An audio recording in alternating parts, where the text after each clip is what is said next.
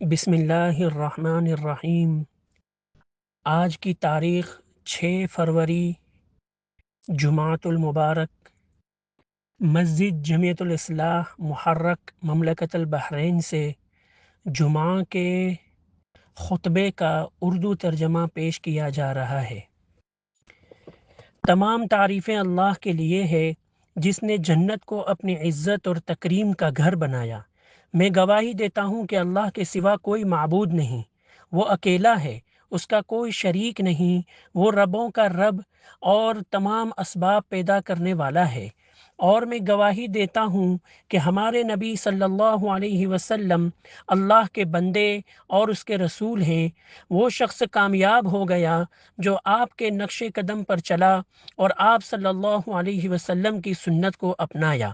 اللہ تعالیٰ ان پر، ان کی آل اور ان کے اصحاب پر اور قیامت تک اخلاص کے ساتھ ان کی پیروی کرنے والوں پر درود اور سلام اور برکتیں نازل فرمائے۔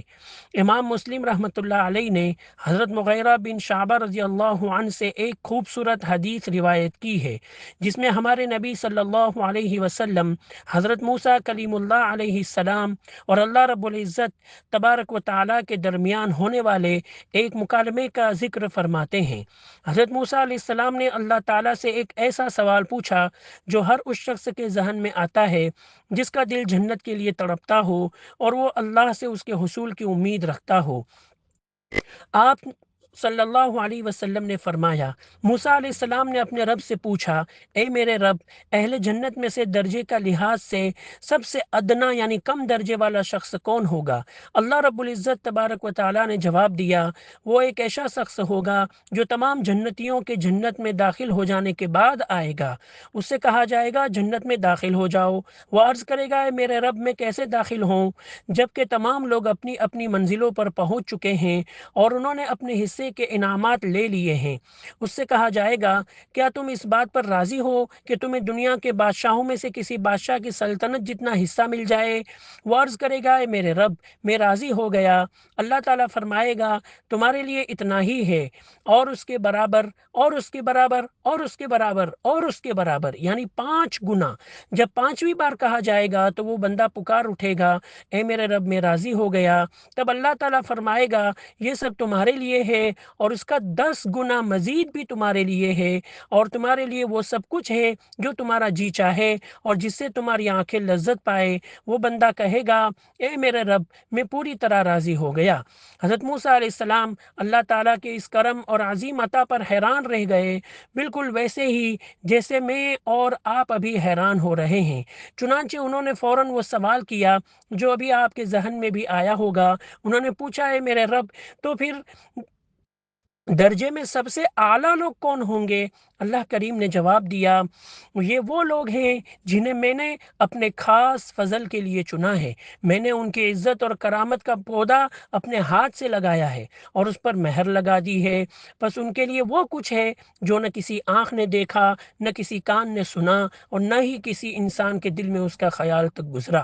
نبی کریم صلی اللہ علیہ وسلم نے فرمایا، اور اس کی تصدیق اللہ عز و جل کی کتاب میں موجود ہے، فَلَا تَعْلَمُ نَفْسٌ مَّا اخفی لہم من قرۃ اعین، کوئی نفس بھی نہیں جانتا کہ ان کی آنکھوں کی ٹھنڈک کے لیے کیا کچھ چھپا کر رکھا گیا ہے۔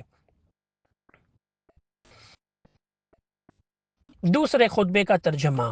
تمام تعریفیں اللہ کے لیے ہے، اس کے احسان پر۔ وہ رب نہایت کریم اور رحیم ہے جو اپنے کامیاب بندوں کو ان کے اعمال کے بدلے اپنی جنتوں اور نعمتوں سے نوازتا ہے، لیکن ساتھ ہی وہ سبحانہ و تعالیٰ ان لوگوں کے لیے سخت عذاب دینے والا بھی ہے جنہوں نے اپنے افعال اور کفر کی وجہ سے اس کے غضب کو دعوت دی۔ اس سے ان کے اعمال پوشیدہ نہیں ہیں۔ کیا وہ یہ گمان کرتے ہیں کہ ہم ان کی پوشیدہ باتوں اور ان کی سرگوشیوں کو نہیں سنتے؟ کیوں نہیں؟ اور ہمارے بھیجے ہوئے فرشتے ان کے پاس لکھ رہے ہیں۔ اور اللہ کو ہرگز غافل نہ سمجھو ان کاموں سے جو ظالم کر رہے ہیں۔ وہ تو انہیں اس دن کے لیے مہلت دے رہا ہے جس دن آنکھیں کھلی کی کھلی رہ جائے گی اور نامہ اعمال سامنے رکھ دیا جائے گا۔ بس تم گنہگاروں کو دیکھو گے کہ وہ اس تحریر سے ڈر رہے ہوں گے جو اس میں ہیں، اور وہ کہیں گے، ہائے ہماری بربادی! یہ کیسی کتاب ہے جس نے نہ کوئی چھوڑی، بات چھوڑی، نہ چھوٹی بات چھوڑی نہ بڑی بات چھوڑی، مگر اسے گھیر لیا ہے، اور جو کچھ انہوں نے کیا تھا اسے حاضر پائیں گے، اور آپ کا رب کسی پر ظلم نہیں کرے گا۔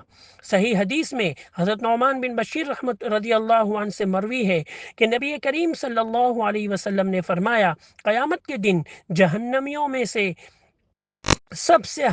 جہنمیوں میں سب سے ہلکے عذاب والا وہ شخص ہوگا جس کے تلووں کے نیچے آگ کی چنگاری رکھی جائے گی، جس سے اس کا دماغ اس طرح کھولے گا جیسے ہانڈی کھولتی ہے۔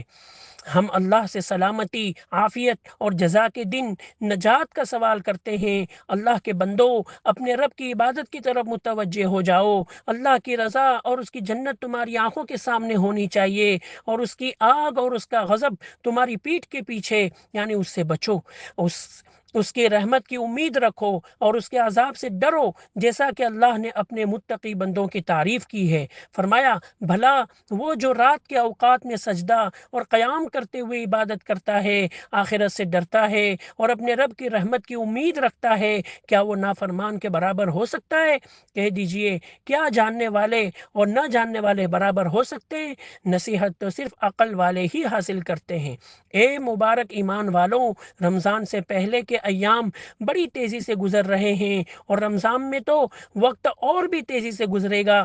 بس اللہ سے دعا کریں کہ وہ آپ کو اس مہینے تک پہنچائے اور اس میں کامیاب ہونے والوں میں شامل کرے۔ ہم اللہ تعالیٰ سے سوال کرتے ہیں کہ وہ ہمیں اپنے فضل سے محروم نہ کرے، ہمیں اپنے وسیع کرم اور جود و سخا سے نوازے، اور ہمیں معاف فرما کر ہماری بخشش فرما دے۔ بے شک وہ اس کا مالک اور اس پر قادر ہے۔ والحمد للہ رب العالمین۔